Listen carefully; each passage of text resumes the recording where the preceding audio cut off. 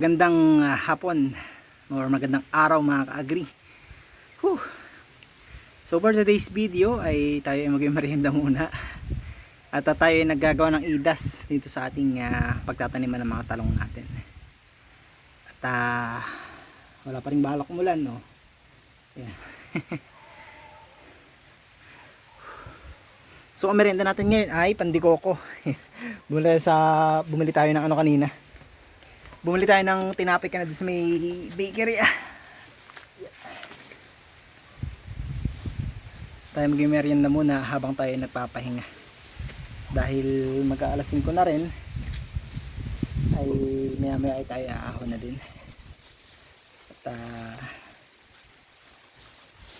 baka tayo gabihin na naman dito.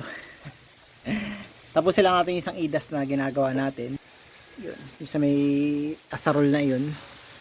Tapusin lang natin iyon at tayo ay magdidig ng kaunti sa ating mga tanim na pipino at tayo ay uuwi na.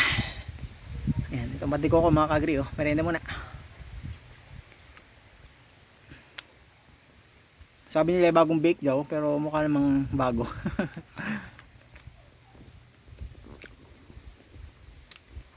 Kasama natin dito yung ating alagang aso.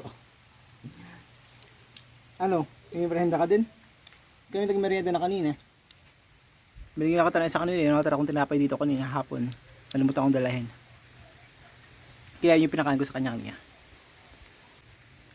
Tayo makakaapat na idas na mga ka-agri. At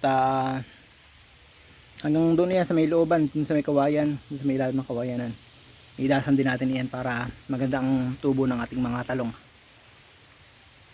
So, para marami tayong pagtaniman. Damo na maraming tanim, damo na maraming aanihin. Yan.